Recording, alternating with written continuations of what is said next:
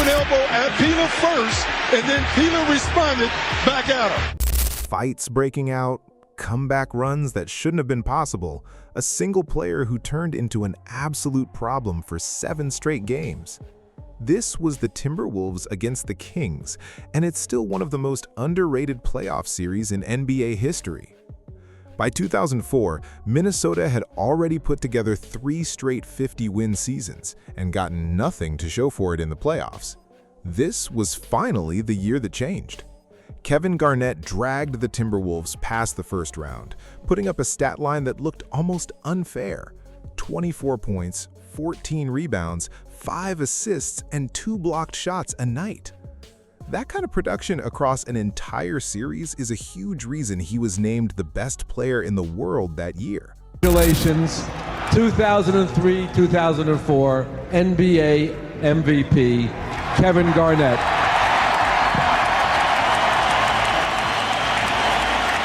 Thank you, my family, and thank you, fans. Garnett picked up his MVP trophy in front of a sold-out Target Center crowd right before Game 1 against Sacramento, and the Kings ruined the moment almost immediately. Mike Bibby dropped 33 points, and Minnesota found itself down 0-2 in a series it was supposed to control from the start. Losing at home like that wasn't something the Wolves could afford to repeat, which made Game 2 an absolute must-win. Garnett showed up looking for payback. He blocked a Peja Stojakovic miss, converted off a Sam Cassell feed for an early bucket, and kept building from there. Asked in the moment whether the criticism about his availability was getting to him, his response was blunt. He said he couldn't care less what people were saying about him. That mindset showed in his play. Garnett controlled the first half almost by himself, at one point even bringing the ball up top and running in isolation like he was the team's primary ball handler rather than its big man.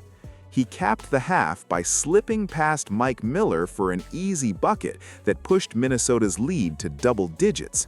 By halftime, the Wolves led 49-39. The league in that era was known for grinding, low-possession basketball, but Sacramento reminded everyone that shooting slumps could break at any moment. The Kings caught fire in the third quarter.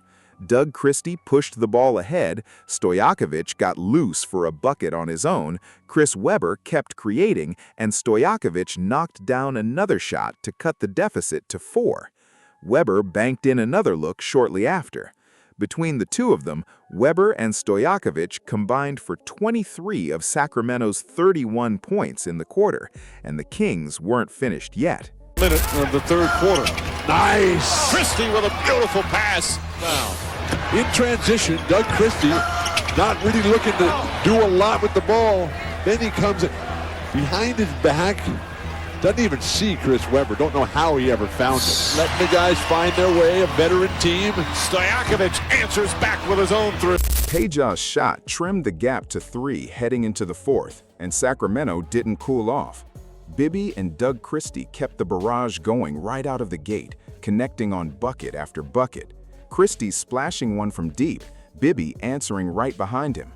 The Kings ripped off an 18-5 run to start the quarter, flipping a 3-point deficit into a 10-point lead, capped by a Christie transition layup. Just like that, the building went silent, and Minnesota was staring down the toughest stretch of the entire series. The response was fierce. Wally Szczerbiak started manufacturing his own offense, driving hard to his right for tough buckets, though Minnesota was clearly going to need to clean up its fouling if it wanted to survive. Garnett kept trying to get involved down low despite heavy contact. Then Sam Cassell, who dropped 40 points in the Game 1 loss but had managed only 9 through the first 3 quarters of this one, took over in crunch time and knocked down a 3 to pull Minnesota back within a single point. The crowd came back to life.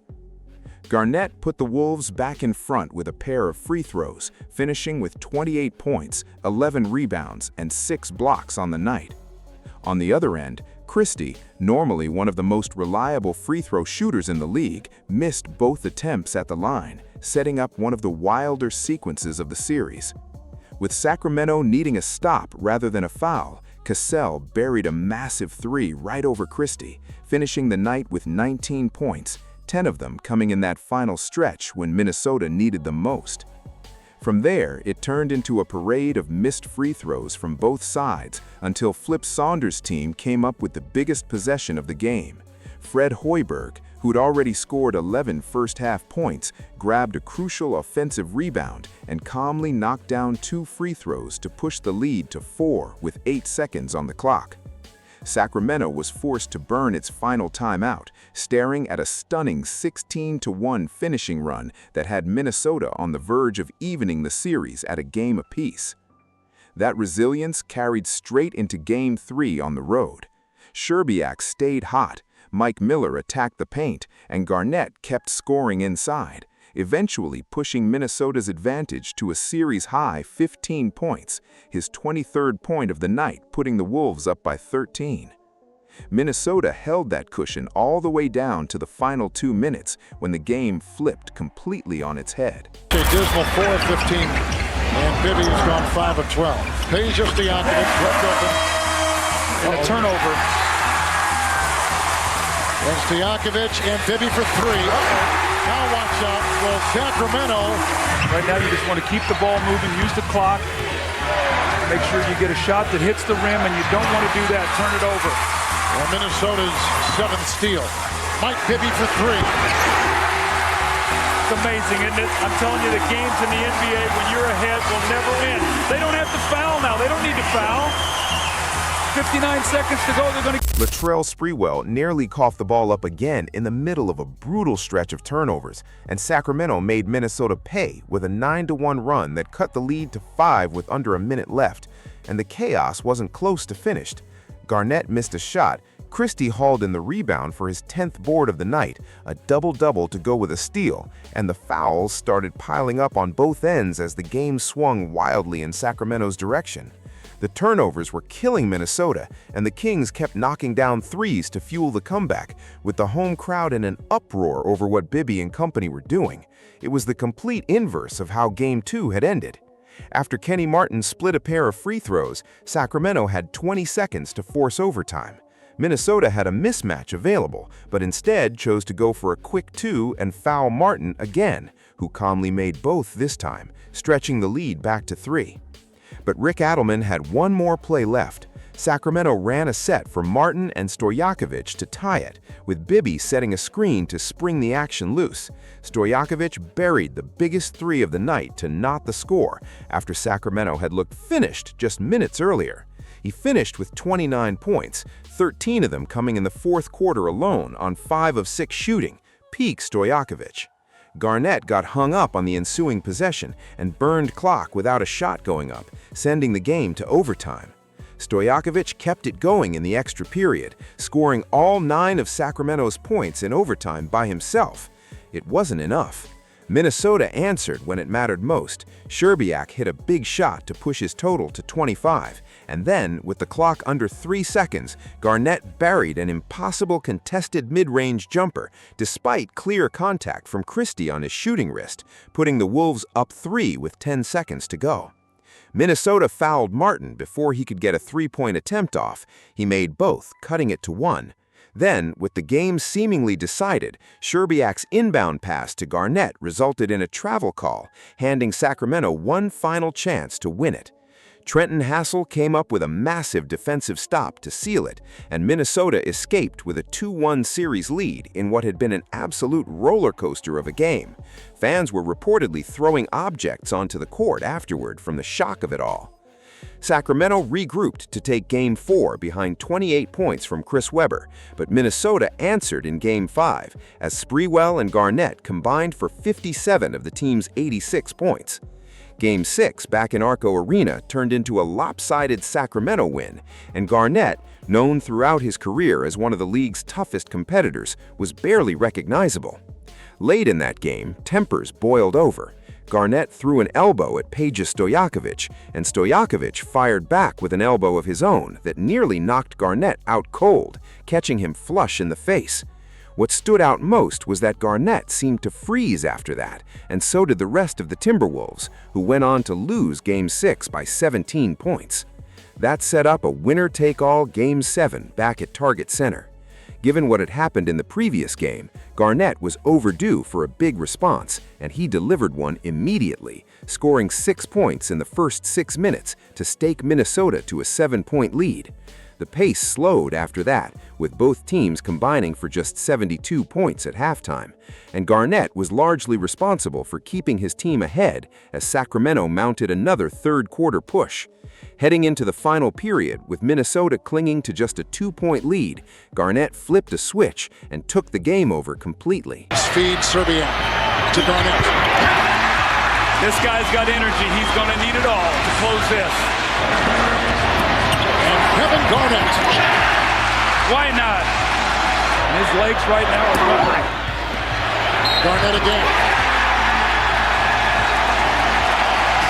Garnett strung together 3 straight baskets, and the frightening part for Sacramento was that he was only warming up.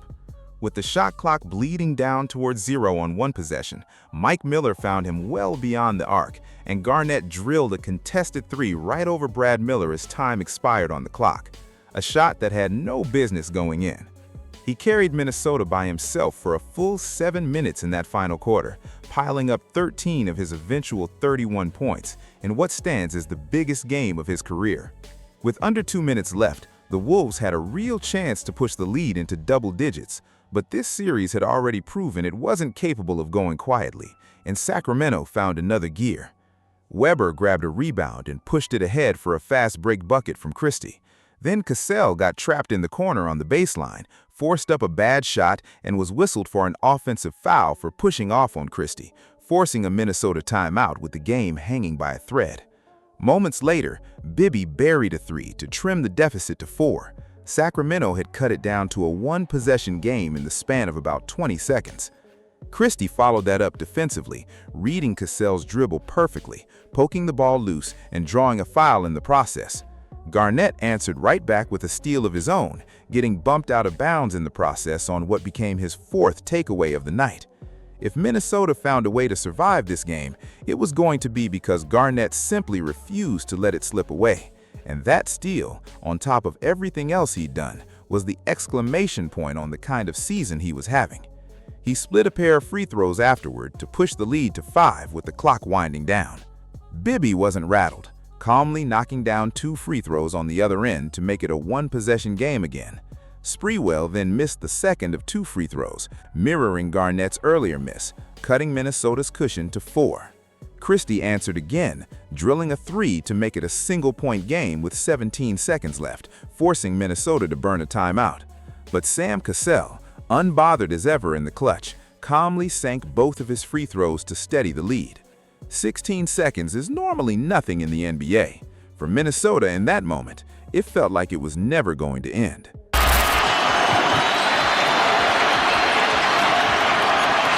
Christie to Tom. Caught by Miller. Rejected by Garnett.